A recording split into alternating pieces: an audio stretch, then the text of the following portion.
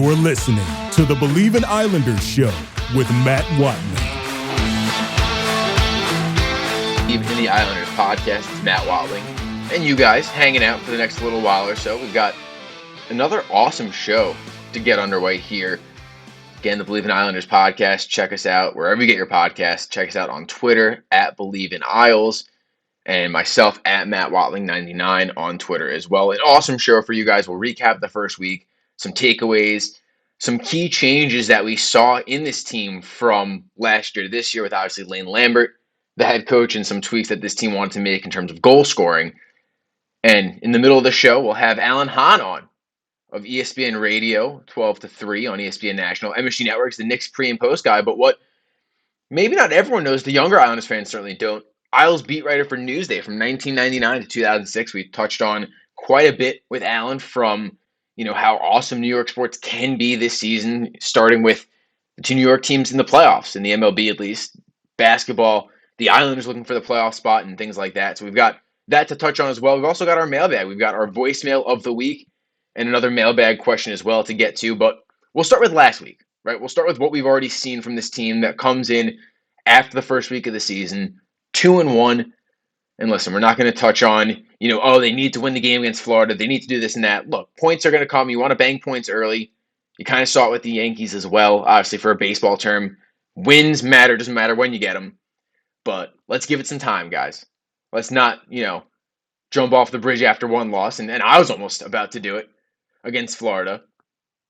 If they lost to Anaheim too, that would have been something. That's a team that gives up a lot of goals. Maybe not as good as they hope to be. And then honestly, against San Jose, I thought they would lose just because San Jose was 0-4 going into that game, right? Did we really expect San Jose to be 0-5 to start the season? They're not a great team, but 0-5 is something that I did not expect. I believe it's the first time that San Jose has gone 0-5 in its first 5 games ever in the history of the franchise. But let's get into those games a little more. We don't need to get into recapping each one, but just a collective sample of 3 games through 3 games of this season. A couple things that really stuck out. Shot differential, blocked shots, and just straight up the amount of shots this team is getting on net. It is unbelievable how many shots this team takes game after game. They're averaging 38.7. 38.7. That's almost 10 more than last season. Last season was 29. And it's early, but if this team can continue to rattle off even 35 shots a game, that would be unbelievable growth from this team. It really would. The idea that they're out shooting their opponents every single game. Florida, they outshot them by 4. Anaheim by 15. San Jose by 18. I mean, that's pure domination in those last 2 games. Was awesome to see. It really was. Because this is a team that struggled offensively last year. We talked about it. We did. I didn't know if they could score as much as they scored so far. But you want to talk about the Florida game? 1 goal. They got a lot of chances. Bobrovsky was great. The Anaheim game, 7-1. Absolute dumpster fire for Anaheim. I did not expect that from John Gibson. And he struggled as of late, his last couple of years of his career, but I did not expect that at all. And then San Jose, a 5-2 win is a nice win. I'm not going to take anything away from them with that.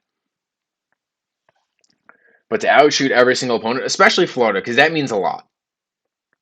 And a big part of the outshooting, shots on net is also the shots that you block and that you keep away from your net. And the Islanders are doing an awesome job with that. They're blocking a lot of shots. Against San Jose, they blocked 15 compared to the 21 that San Jose blocked. But when you look at that game, San Jose didn't have the puck much. Islanders took 46 shots on net. That's a franchise record at UBS Arena for this team. Not a long history at UBS, right? 45 games is it now? But it still was. And that's still something pretty significant for this team. 46 shots on goal, man. That's crazy. In terms of the Anaheim game, +6 in terms of block shot differential, 20-14. And then in Florida, 25 block shots against Florida. And look, you can say, hey, maybe you didn't have the puck as much as you want if you're blocking all these shots, and that's certainly valid. But to get in front of shots from Florida, it's good because maybe you block it, it goes out of the zone, all of a sudden you've got an man rush the other way. So for the Islanders, it's not only going to be about holding, more shots on that, but also something they did last year very well was that counter strike. That counterattack that this team does so well. And a lot of it is because of the defense. A lot of it is because of how the defense has been activating offensively. And even Lane Lambert, the head coach of the team, says, the forwards are doing a really good job breaking into the net, allowing our defense to carry it a little longer. And you kind of saw that on the Zach Parise goal. I guess that was against San Jose? I think it was, right? Dobson's got the puck. He fires a shot towards the net. Parise deflects it in. Anders Lee does something very similar, maybe not in his goal, but in general in his career. He's driving to the net. He's got a stick down on the ice. He's ready to go. If the defense are getting activated and you've got a couple guys on this team that can get in front of the net and score the dirty goals, deflections, redirects, things like that, you're going to get to your 3+ goals per game average that you want to get to if you're the Islanders. And they've done it so far, right? You've got, quick math here, should not have went to do this, 13 goals in 3 games. You love to see that. And talking about defensively, right? You've taken a lot more chances. You've tried, you've given up some chances the other way, right? For all the goals the Islanders have scored, they're high danger Corsi force. The amount of high danger chances they have, I should say, is 50%. So they've got 35, they're giving up 35 at 5-on-5. And what that means is you're giving up a lot of those chances, right? Almost 12 per game. But you're taking them away too. And that's what's awesome to see. Maybe it was 25 instead of 35. I forgot the number off the top of my head. But when you've got either Sorokin in the net, and Varlamov was awesome against San Jose, and they can stop those chances more often than the goalie across from them can, you might as well take those chances. Because if the Islanders are going to get 10 high danger scoring opportunities and they're going to give up 10, I have a good feeling that the Islanders are going to score more on those 10 than the other team's going to score on their 10. So you don't want to make it like the Rangers do and completely leave your goalie out to dry. But you can certainly take those chances. And the Islanders have done that so far, and they've done it in a smart manner. And that's kind of what you see in the coaching differential, right? Lane Lambert wants to be more aggressive. He's talked about being more aggressive than Barry Trotz, but Barry Trotz was never an aggressive guy. It starts with the house and you build out. For Lane Lambert, you've already got your house built. So let's go look to, improve some windows, right? Let's go look at the driveway now because you've already got the house. You've already got that house, that thing that you do so well. Because Barry Trotz has left that. That's his imprint on Long Island. After John Tavares leaves, after you give up the most goals in the NHL, he comes in, you give up the least goals in the NHL.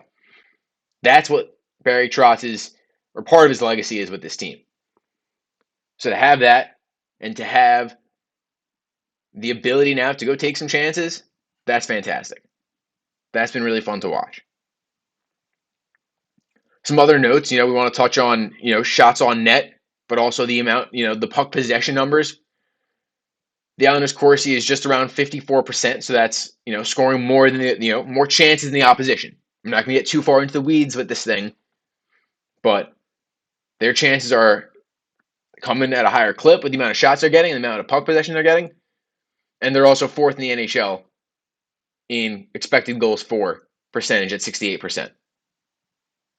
So of all the goals that are happening in their game, they're getting 68% of them, or they're expected to get 68% of them. I'll take those odds every day of the week. Keep them coming, baby.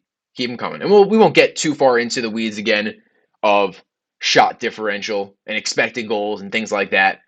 But when you have such a small sample size, and maybe you miss a play here or there, you go to the bathroom here or there, or have to make some food here or there, these are nice little things to catch just to see some trends. And the Islanders are getting a lot of shots on net, and they're blocking a lot of shots on net, and that's a recipe for a good thing. One other thing I've got to speak on before we get into some other stuff, and we've got our top 5, bottom 5. We've got our puck headlines coming up later in this segment before we get to Alan Hahn. I just need to take a minute to dunk and celebrate with Oliver Wahlstrom. I got to do it because that man is a stud. And I did not expect this. I said he needs to put up some big numbers for this team to be successful. But no one could tell me you expected this. You can't. 2 goals in that one game, right? I'm pulling up the exact numbers now. 3 goals in 2 games played. 2 against San Jose, that highlight reel beauty against Anaheim. Another point in that game too. This kid's on pace for 2 points per game. And I don't expect it to keep happening, but it's nice to have it when you do. Because he could be the difference for this team. He really can. He really can.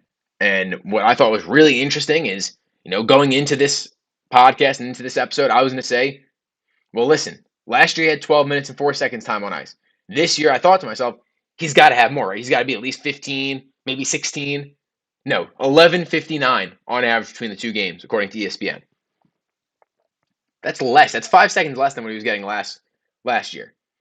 But to kind of backtrack a little bit here, 5 penalties against Anaheim, he's not getting on the PK. So that's 10 minutes of ice time that you just removed from him. And frankly, at this point in his career, he's not the number one guy to get out there when you've already lost 10 minutes of 5-on-5, right? After the penalty kill, you're getting Barzal out there. You're getting Anders Lee out there. Brock Nelson out there. And eventually in that game against San Jose, you saw him out there with Brock Nelson and Anders Lee. Right? Lane Lambert switched some lines up. He said that they weren't going as good as we wanted to be in the first period, so we shook some things up. And it was Anders Lee, Brock Nelson, Oliver Wahlstrom. And that's a money line. Because Nelson knows what he's doing. He's got that two-way forward ability that kind of Barry Trotz instilled on him. Anders Lee's the captain, enough said. And Wahlstrom's got that shot. And that's a scary lineup to go against because Anders Lee parked in front of the goaltender. Nelson had 37 goals last year. Oliver Wahlstrom's a pure sniper. That's a scary line. As for the other lines, right, Anthony Beauvillier, Matt Barzal, Kyle Palmieri, again, I would love to see loads of talent on Barzal's line, but maybe that's not the case as of right now. And we touched about it with Alan Hahn. Maybe he needs a running mate, and maybe you have to go out there and trade for somebody to be his running mate. But for right now, he likes playing with Bo. That's his boy. You know, he'll take it. And for Palmieri, he's got to get going a little bit. And what more do you want from Matt Barzal? 3 assists in 3 games? It's fine. Again, it's early. So we're not going crazy here, but that's a solid line where you say, okay, I like what Bo does. I like the energy he brings. I like the forecheck he brings. Palmieri should have a knack for the net. And Barzal's got the wheels and the creativity to hopefully try to scheme these guys open a little bit. And then the last line, Parise, Pajot, Bailey. Nice lockdown defensive veteran kind of group.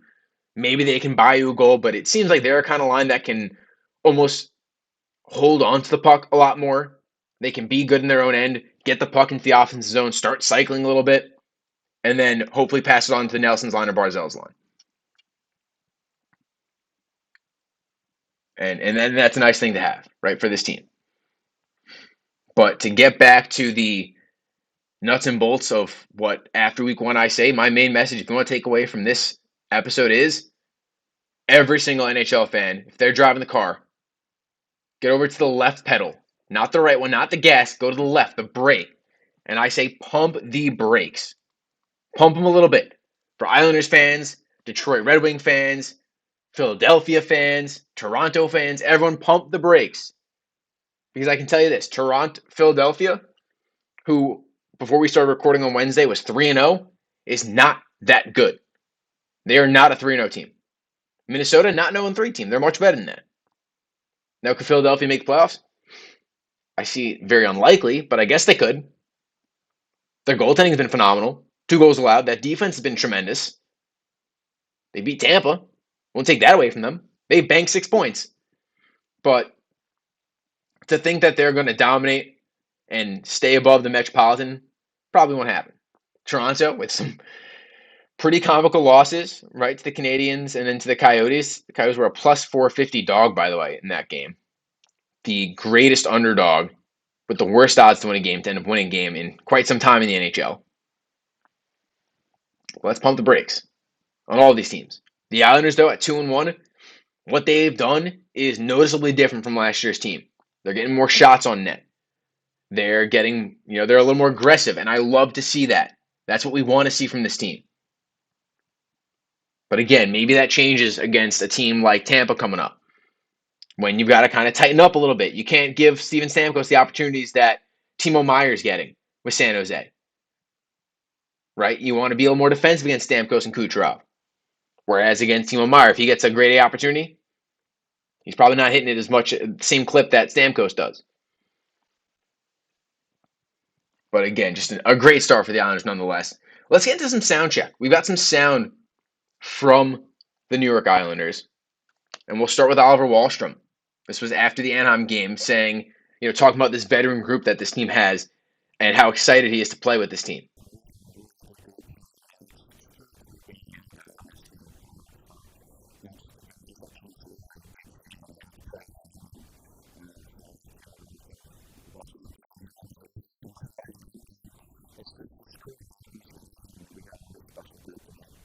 look, you have a good group, you have a veteran group, that helps come playoff time.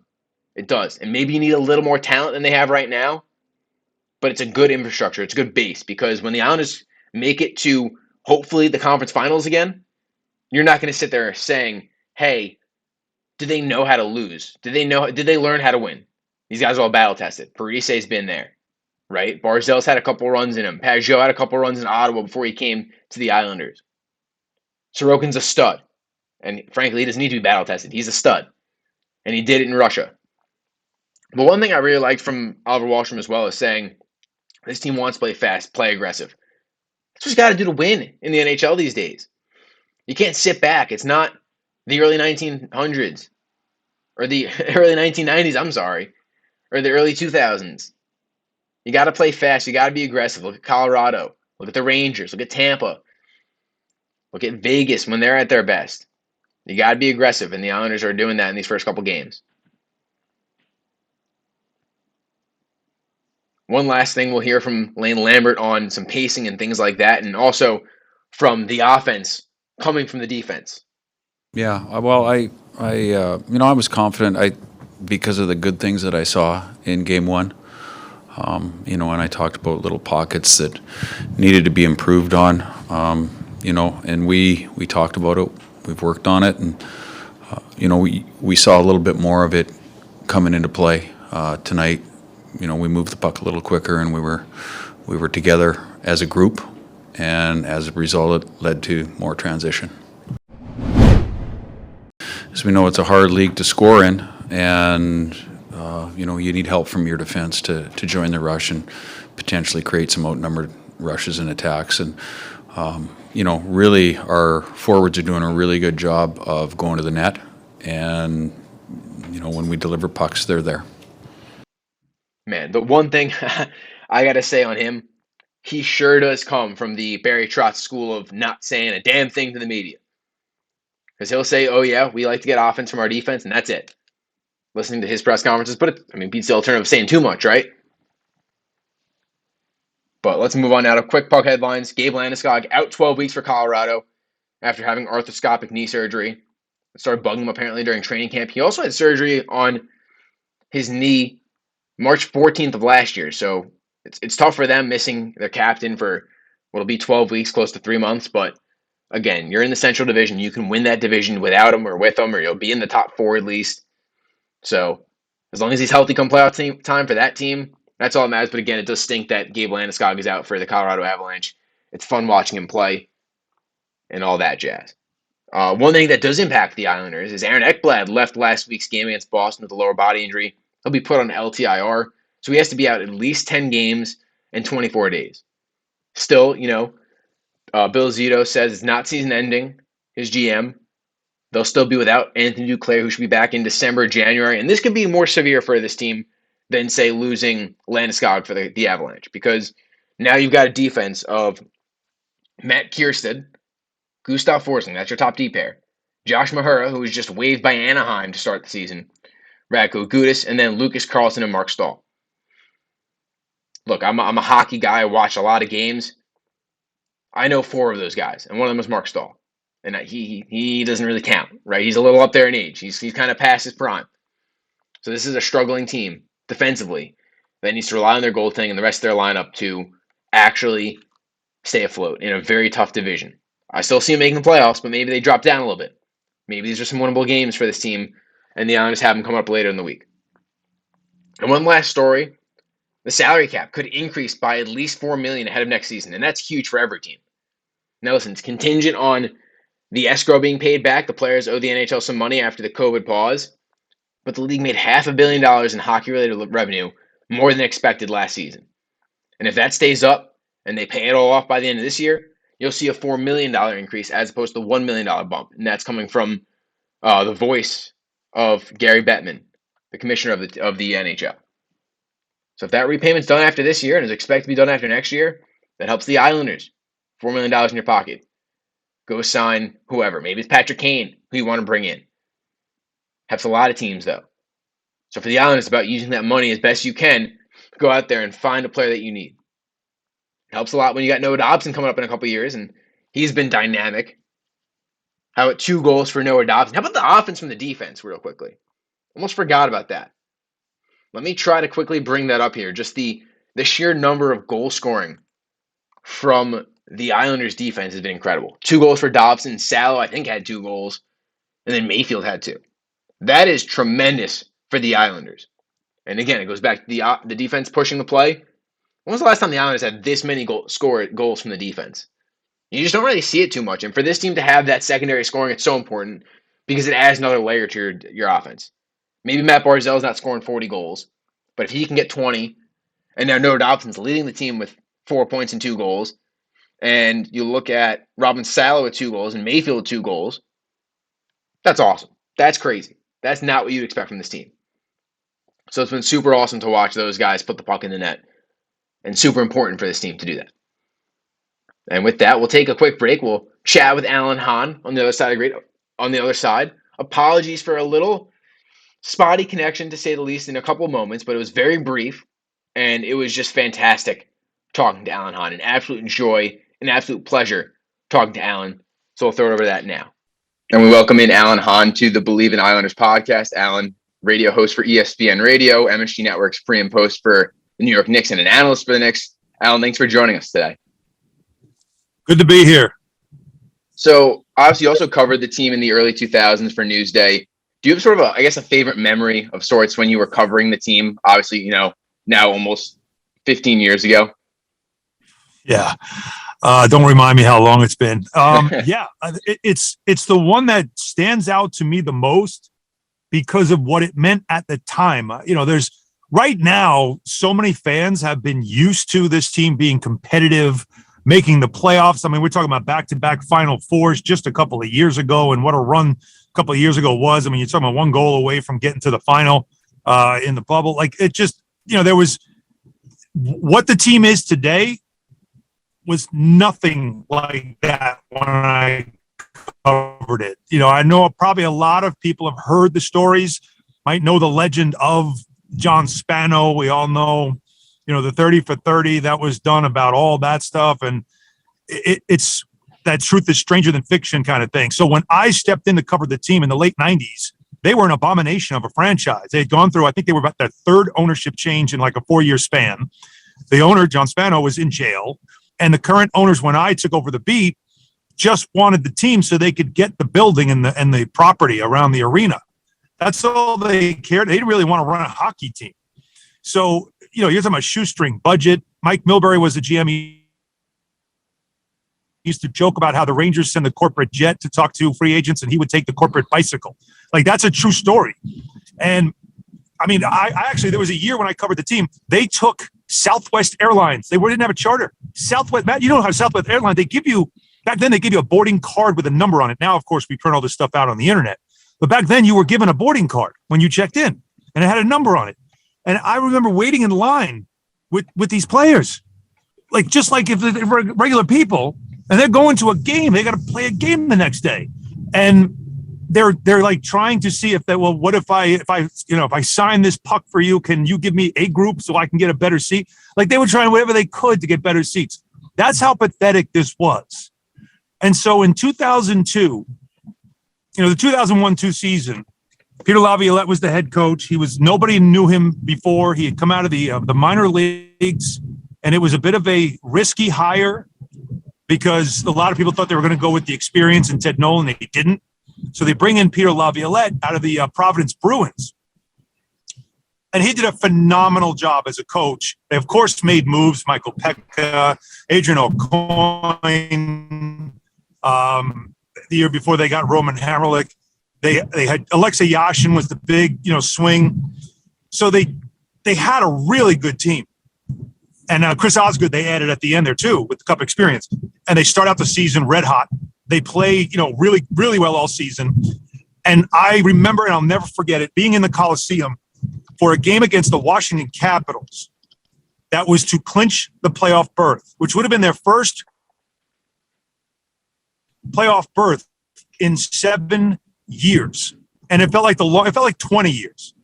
And that building, that day, I'll never forget it, because I was in that building covering games when it was raining, and I was holding up an umbrella. because it was leaking in the building. There was no one there. We used to call it, back in the day, they had AT&T. They called it a friends and family plan that you could get. We called it, that was the crowd. It was an AT&T crowd, friends and family. There was nobody. There was no fans there. It was empty. You think about what UBS is like today, these days, what the Coliseum was just a couple of years ago. Empty building, no energy, no life. Owen Nolan told me it's a depressing place to play. And there we are in 2002, in, I think it was March or April, and it was packed, and they were chanting and singing and cheering every minute because the playoffs were about to happen. All they had to do was win the game. They held on to win, too. They had a big lead. They held on to win. And the celebration of just clinching the playoffs, for me, it was sort of like this cathartic moment of, wow, I was here to see this, the most depressing era in franchise history come to an end. And it was a special thing. I'll never forget just the looks on so many people's faces of, we're back. It was so cool to see. And then later that season, if I'm not mistaken, the Sean Bates penalty shot game against Toronto comes down. And that was that series.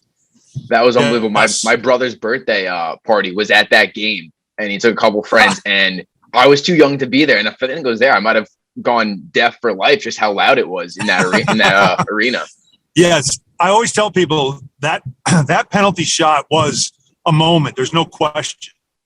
But the moment in that series that really struck me, and I've never had this experience before in my life, and I've been in a lot of arenas, but it was game 6 of that series when, they were getting retribution because Pekka had been he'd been hurt in the previous game. So was Kenny Janssen. And so they were without 2 very important players, and it felt like the series was over.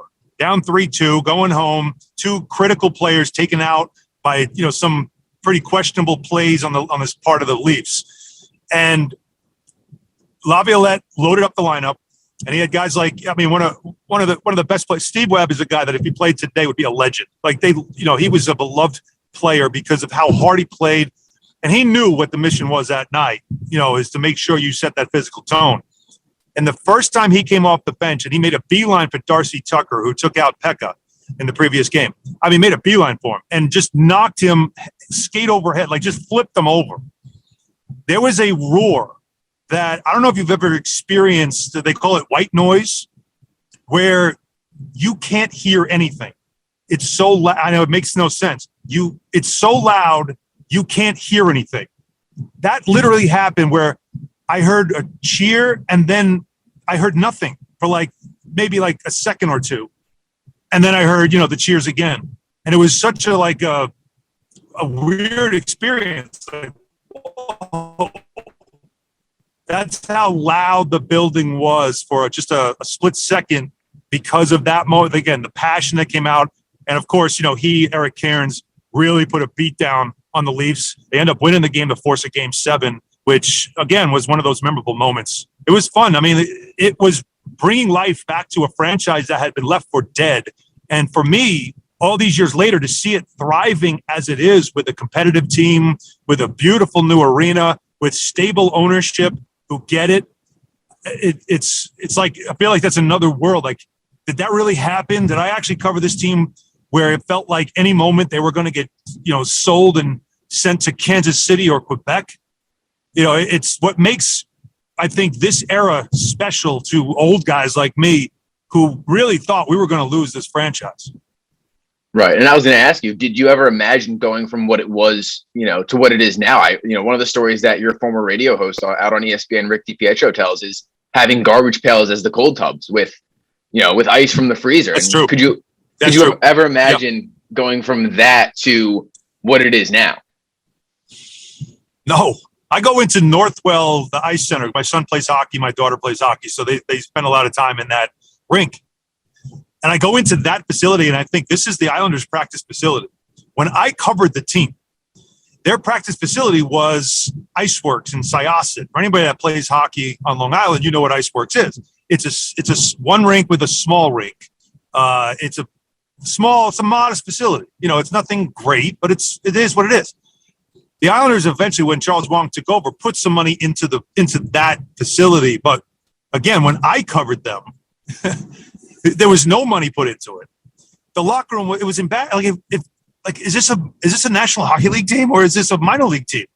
It was embarrassing just what they had to work with as a professional hockey team versus, again, what you see today. So, yeah, it does blow my mind, the comparisons to what this team was just about 25 years ago compared to what they are now. It's night and day. And again, Ledecky, Malkin, even, Lamoriello, what they have done with this franchise cannot be overstated. For sure. And looking now, you were there during the Fish Sticks era. You wrote one of the books on it, right? The Fish Sticks, The Rise and Fall of the New York Islanders. There's been a rumor on Twitter, and it feels pretty legitimate. The guy that tweeted it out is someone that gets these jersey sort of rumors correct more often than not, that the Islanders might be bringing back the fisherman jerseys. He described it as a navy base, less teal, more orange. As someone who kind of lived it, are you in for the jerseys, or should they be erased from just the history of the world? Yeah. My initial reaction to those rumors, and then hearing about it, and being told by some people, "Hey, look, it's inevitable," because I'll blame you. It's your generation. You guys love it, and it's funny because it was geared when they first introduced it. I was actually an intern with the Islanders when they introduced it. And I remember being there. I was at the press conference. I remember being there, and I'm standing next to another guy who was an intern, and we looked at each other, and we're both like, "These are terrible. Like, who likes this?" And we found out one of the owners was the Gang of Four ownership era back then. One of them saw the San Jose Sharks was brand new to the league, and they had the shark logo, and kids loved it because it had the cool teal and blue and all that stuff and black. Then there was the Anaheim Mighty Ducks, and they had, of course, the duck and all that. And so they felt like they needed to change it up. And this is what they came up with. This, Stan Fischler looking bearded Fisher guy. And we're both like, this is trash. Like, it's terrible. And one of the players, actually, when they were told they're going away from that logo, he was like, "Good, we look like idiots." Like, they hated it, the players. But it was geared towards a younger generation. It's just funny how it took almost 30 years for a younger generation to actually appreciate it. Well, so now I think it's retro. I guess so. Yeah, I guess that's what it is, right? That they're considering that retro. Yeah, everyone loves the retro. Well, the Islanders have had one logo their entire history, except for the Fisherman logo. So it's like get me the San Jose Sharks one. The old school LA Kings jersey is so cool. Like, I want to see something different for the Islanders, but also it can't be a main jersey. I'll say that. It's I don't know. When we were thinking alternate, it was the black jersey with just the NY and the stick. Take away the island, take away the letters. I thought that was a pretty badass logo. Like, I love that one. Now, I know everybody associates it with Brooklyn, but I love that logo. There's something I think is kind of cool about it. But I get fans who like the idea of a third alternate logo. I just think if you wanted to do it, now look, do I think it's inevitable? Yes. Do I wish they don't go back to it? Yes, because I see that and I just think really bad teams. Like, that's what I think. I just think of awful hockey when I see that logo. Now, maybe they could clean that and maybe they can have success in it and it can turn around and become like, a beloved, logo. Who knows? But if I was doing it, if somebody ever was dumb enough to ask me what I think, I thought the lighthouse patch that was on the shoulder of that jersey was a lighthouse. I thought if you want to bring something back, bring that back. Make that the logo. Just put the lighthouse on it. It's a pretty sweet logo, and it works instead of just the kind of goofy looking mascot. I don't know. Yeah, and kind of weird. It's like what if the Flyers? What if the Flyers? Put that. Who's that? The dopey mascot that they have now. Gritty. Yeah. What if they put him on their jersey? It's similar to that. Like, that's what it feels like. It's like it's not like when the Bruins went back to the old logo that actually had, like, I think it's a bear or something like that they put, like, that's different. They had that 100 years ago. It's just goofy looking, but hey, if the people like it and they're going to buy it, it's good for business, right? And that's why you do it. Yeah, and the lighthouse, if that was a logo, would be cool. Kind of nod to Charles Wong and the failed lighthouse project, and kind of keeping him in mind. So you know your stuff. Good for you. You're doing your I love it. You got the reference. That's literally what I would look at that as, sort of a homage to Charles Wang and the project that he never was able to accomplish. But without that man, this franchise is not here. That's fact. Yeah. He is not that franchise is not here if not for Charles Wang. So it would have been a good one, but they're not doing it. So we'll see.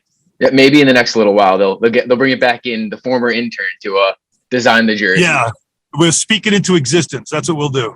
Yeah.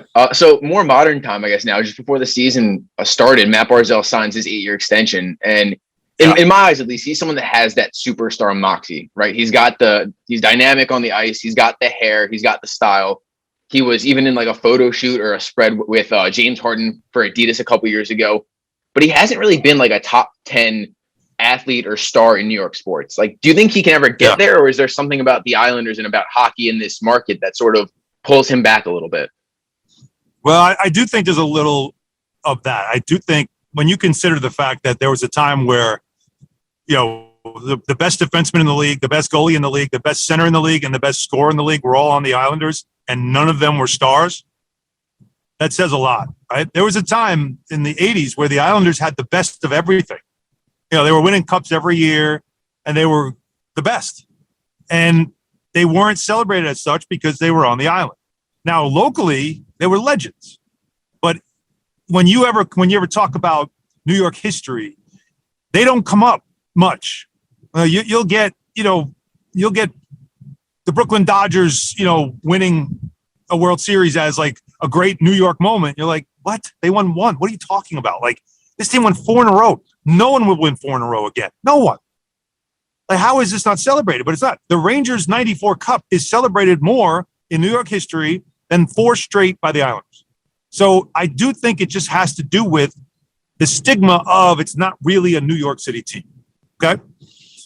But that doesn't mean, though, that in today's sports world where you have social media and you have so much coverage now than you used to, that it can't happen. But I'll tell you how it happens for Barzal. He has an epic year where he's just lighting up the league. He can't just be like one of the top 15 scorers. Like, that's not enough. He's got to be he's got to be up for the heart. He's got to be a guy that you're like, this guy should win the MVP.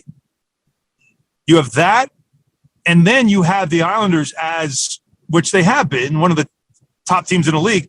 But I think to make him a bigger star in New York, the Rangers and Islanders have to be good together, like number 1 and number 2 in the East. Like, that's how good they have to be. 2 of the best teams in the East or in the league. And so when they play each other, it's an event. And then he shows out, 3-point night, 2 goals and assist, or a goal, 2 assists, just shows out, dazzles. That's when the legend grows. I think the sport isn't big enough. As far as platform goes, there's so much to consume in New York. It will get buried underneath so much else. Breece Hall has a great game for the Jets, and it's all you're talking about, right? Like, it's just the way it works. If RJ Barrett has a big night tonight in the season opener, that's all everybody will be talking about.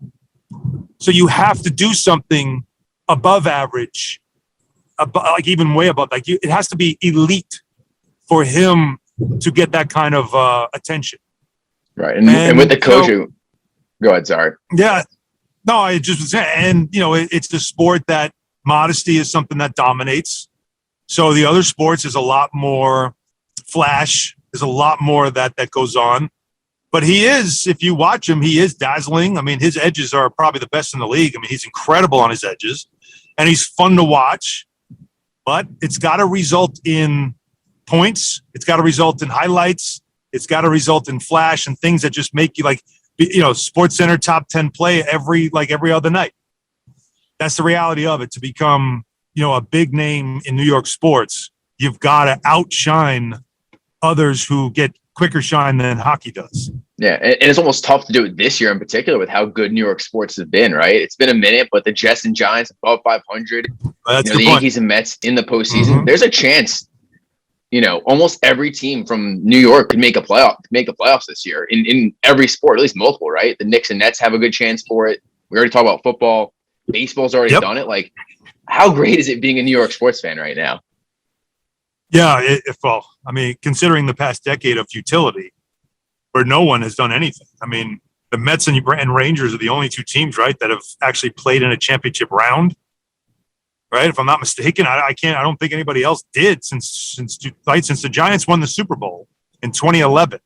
Yeah, the Rangers had the Kings, and then the Mets had the Royals. The Kings. Yeah, and that's it. So you really just haven't had. The Yankees have gotten to the LCS a couple of times, but we don't count that, right? The Islanders got to the conference finals, but we don't count. Final Four is a good year. Championship round is a great year. Winning a championship, of course, is an epic year. So in New York, we have so many teams, and it's been such a long time since any of them have won a championship, and very few have played for a championship. So just to have everybody, and while the Rangers got to the Cup, while the Mets got to this World Series, there were a lot of other teams. They were terrible. They're bad.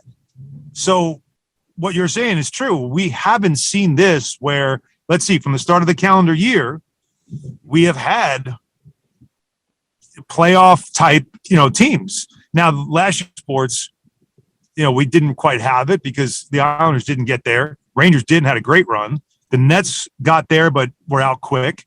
Knicks didn't get there. So this calendar year, no, but let's see if this sports calendar year can turn into something. And I always think the sports calendar starts in the fall, right? So if you want to do it that way, you do it with the baseball teams first. So they've held up their end of the bargain. The football teams are off to good starts. We'll see if either one of them can get a wild card spot. That's iffy, but they could. And then the Nets and Knicks, of course, have to do their part as well. And the Nets look like a team that should make the playoffs, and the Knicks are sort of on that periphery. Can they get there? But it'd be something to see if everybody, and then obviously, as you mentioned, Islanders, Rangers. Rangers look like a juggernaut, and the Islanders look like they're offensively, they're opening up, and that'll be a good thing. And we know what they are. I mean, last year was a bit of an aberration. They had a lot of injuries and some issues. They should be a playoff team this year as well. So, yeah, be great to have New York sports where everybody's successful. And I wonder how that also feeds into, does it help or does it hurt the hockey teams because there's either more attention or less attention on them? Right. And we're joined by Hahn of ESPN Radio and MSG Networks. Alan, one last one for you. Looking at this Islanders team, pretty much the same roster as last year, right? You bring in pretty much 2 new players, but more role players. When you look at a team and they underperformed the last year before, they're supposed to be a playoff team. They want to make playoffs. Does keeping the team together, does that kind of almost force that hunger and help them get better? Or do you think there's maybe a desire to go out and get a more impactful player after, a disappointing season? That's a great question, because to me, if you had all the pieces and just underperformed, then you bring in a new voice that might shake it up and wake it up. And, and all of a sudden it's like, okay, they found what they needed. We've seen that throughout history where, the coach only takes them so far. The next coach comes in and then just unlocks something that, we knew they had, but they just couldn't get over the hump. I don't think that's this, because I just feel like there's not enough firepower on this team. What they're trying to do, which is smart, is they're trying to engage their defensemen a lot more, to be more offensive minded, to be more involved in it, activate them in the offensive zone a lot more rather than be so protective. And they were very, obviously what Barry Trotz always did was very similar to Tom Thibodeau. It's always about defense first, take care of your zone, everything else take care of itself. They're being more aggressive because today's game is more aggressive offensively. But I still don't know if they have enough. If you watch some of the top teams, offensive teams in the league, do the Islanders have enough offensive skill, like true talent? Even just compare them to the Rangers, compare them to Colorado. I don't know if they do. So, compare them to Florida. So I just think, well, what Florida was, I guess. But I just feel like they're going to be good, but that they were trying to get offensive skill. They just couldn't get anybody to come here. I believe Johnny Gaudreau just kind of used them as leverage, never really intended to come here. I think they've got to keep looking to try to find a piece that you could put with Barzal to give you a bona fide top line. And right now, they're more about a team that has depth that can get you 4 lines rather than a team that has that killer line and don't dare put them on the power play because it's, they're going to score. They're still lacking that, and I don't know how you find that. Right. And I talked about it last week where when they played the Lightning in those 2 playoff series, it was never a chance. Like you lost one of those games 1-0, the deciding game, and it was like you knew they weren't scoring a goal that game. So maybe it's Patrick Kane at the deadline. And think about maybe it's Tarasenko. Yep. Yeah. It's got to be something like that, something a little more dynamic, someone that can play with Barzal too, because he does like to hold the puck a lot, and that can be tough to play with sometimes. A guy that you're just watching him skate and you're trying to figure out what is he doing. That can be frustrating. There's that. But yeah, game 7, those kill you, especially when I believe the one goal was a shorthanded goal, right? It was on your own damn power play. Yeah, that's the killer. Right, that's the killer. So you did everything right. Yeah, it definitely felt like it. But yeah, they have depth. But sometimes when you have depth, that means you don't have enough top end talent. And that's still kind of the challenge here for this team is, can they find the top end talent? It's almost like the opposite of the Maple Leafs.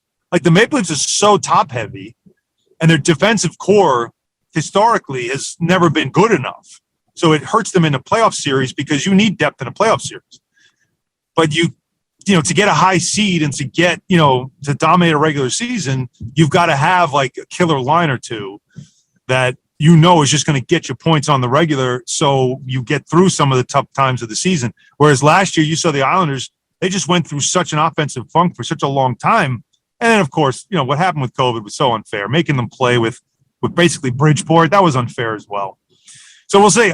But no, I don't think this roster can be complete. I think they've got to keep looking and find a way to add, a high end, even if it's later in his career, but a high end offensive talent that can raise the stakes a little bit for them when it comes to the playoffs and putting pressure on another team offensively.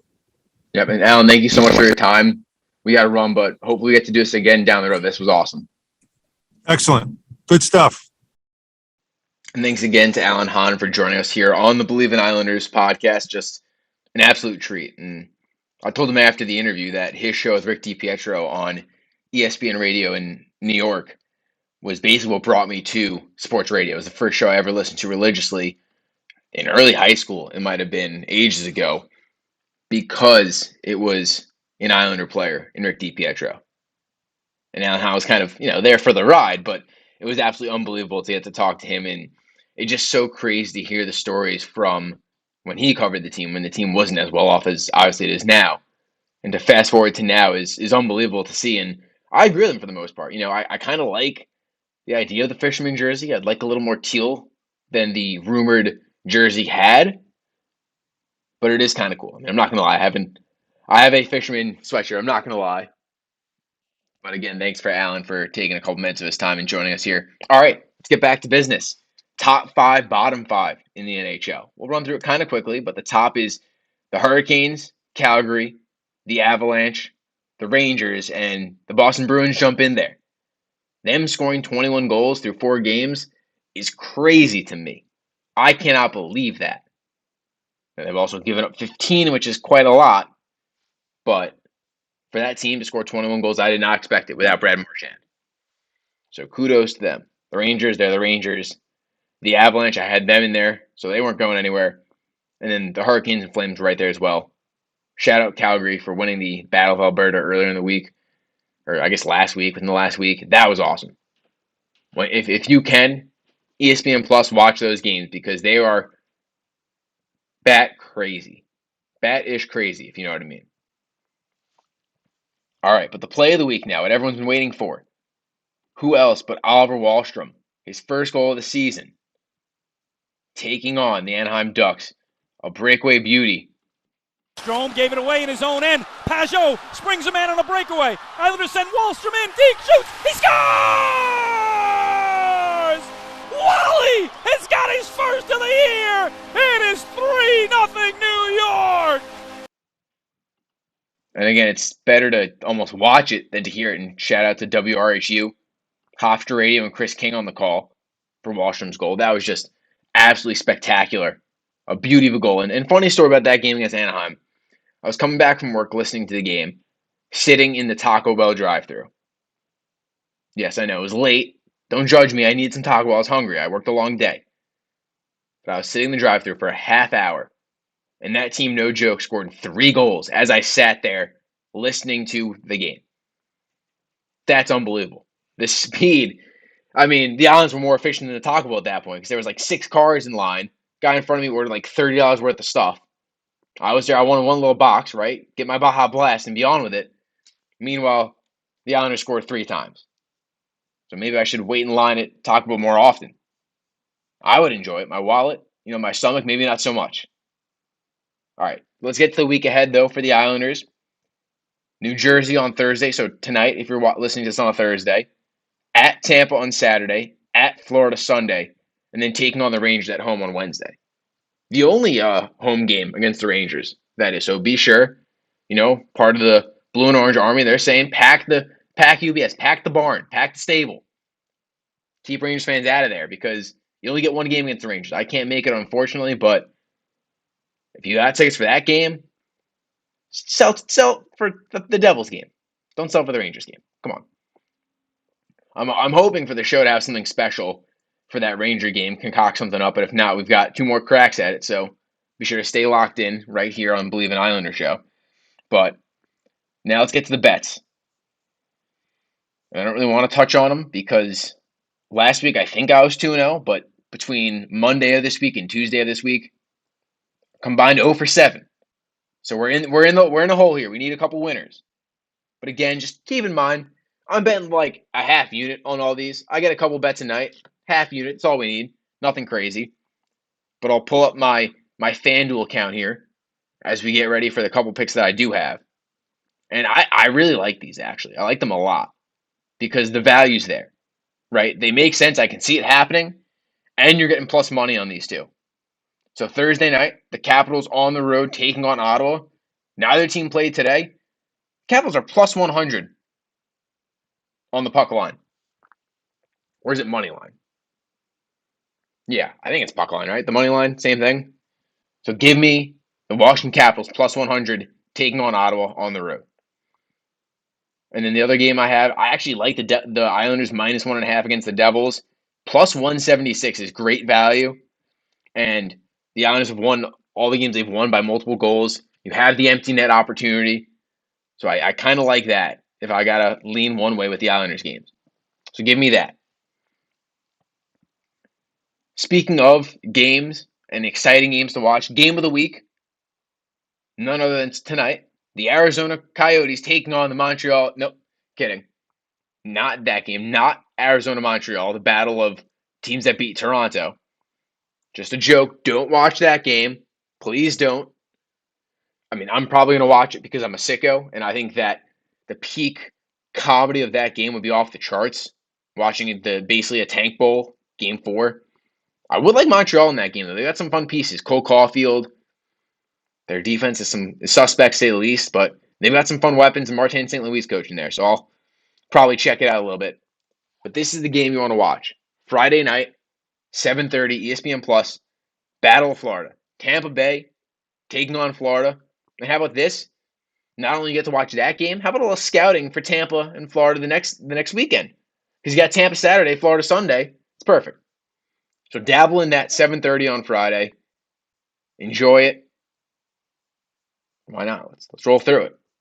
But that's all the time we have right now for the Believe in the Islander show. Thank you for joining us. We appreciate it. Follow us on TikTok, or not TikTok, on Twitter at Believe in Isles. Follow me on TikTok if you want, Matt Watling. I'll try to get some stuff out there. And again, follow me at Matt Watling99. Oh, wait, we almost forgot. I'm sorry. The mailbag question. The mailbag question of the day comes from Mike on Long Island.